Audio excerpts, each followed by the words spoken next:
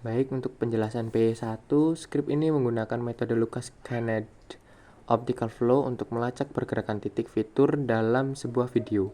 Pertama, video dibaca menggunakan OpenCV dan pada frame pertama, algoritma Good Feature to Track mendeteksi titik-titik fitur yang menonjol. Kemudian dalam setiap frame selanjutnya, metode Clark Optical Flow Pearl menghitung vektor pergerakan titik-titik tersebut berdasarkan perbedaan antara frame sebelumnya dan frame saat ini.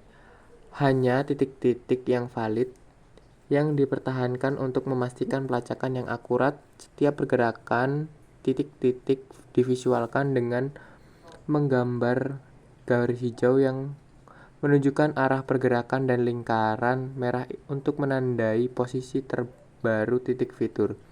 Perubahan terus berjalan hingga semua frame video diproses dan pengguna menekan tombol ESC untuk keluar.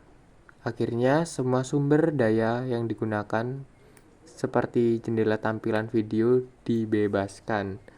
Lalu untuk analisa, pada P1 terjadi sedikit kesalahan dalam membaca pergerakan dan penempatan koordinat objek deteksi.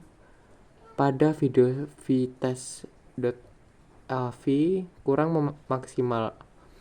Begitu juga dengan video uji yang saya gunakan. Dalam video jalan raya yang saya gunakan, mobil tidak terdeteksi pergerakannya dan beberapa motor juga tidak terdeteksi meskipun tidak ada penghalang seperti kabel atau dahan pohon.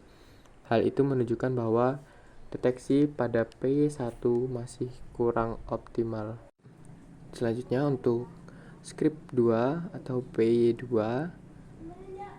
skrip ini menggunakan metode background subtraction dengan algoritma MOG2 untuk mendeteksi objek bergerak dalam sebuah video. Pertama, video dibaca menggunakan OpenCV dan objek create background subtraction MOG2 dibuat untuk memisahkan latar belakang dan objek yang bergerak.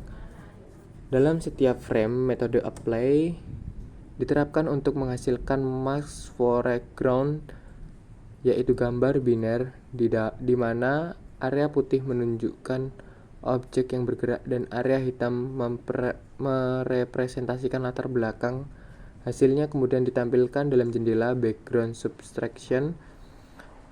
Proses ini terus berjalan hingga semua frame diproses untuk pengguna menekan tombol S untuk keluar. Akhirnya semua sumber daya yang digunakan dibebaskan untuk menghindari kebocoran memori.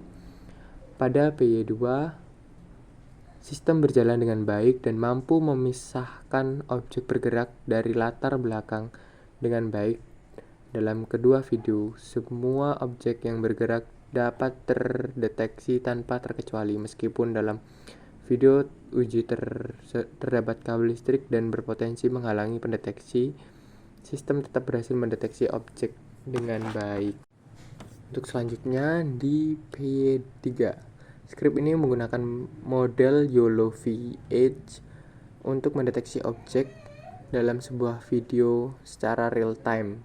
Mode YOLO VH yang telah dilatih sebelumnya dimuat dari file YOLO VHN.pt yang merupakan versi ringan dari YOLO VH. Video kemudian dibaca frame demi frame menggunakan OpenCV. Dalam setiap frame, YOLO VH mendeteksi objek dan mengembalikan hasil berupa bounding box, tingkat kepercayaan confidence score, dan kelas objek yang terdeteksi. Setiap objek yang terdeteksi diberi kotak hijau atau bounding box dan label yang menunjukkan jenis objek serta nilai kepercayaannya. Frame yang telah diproses ditampilkan dalam jendela atau deep learning tracking. Program akan terus berjalan hingga semua frame diproses atau pengguna menekan tombol S untuk keluar. Akhirnya semua sumber daya, video, dan jendela tampil ditutup dan menghindari kebocoran memori. Berdasarkan perbandingan yang saya lakukan, hasil menunjukkan bahwa video vitesse.ev lebih akurat. Hal ini disebabkan oleh sudut kamera yang lebih bersih, sedangkan pada video uji yang saya gunakan, terdapat kabel melintang yang menghalangi kerja sensor.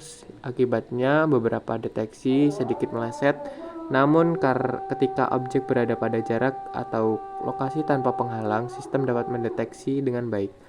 Kesimpulannya, secara keseluruhan, jika tujuan utama adalah melacak pergerakan objek, metode background subtraction atau P2 dapat memberi hasil terbaik karena mampu membedakan latar belakang dan objek yang dengan jelas.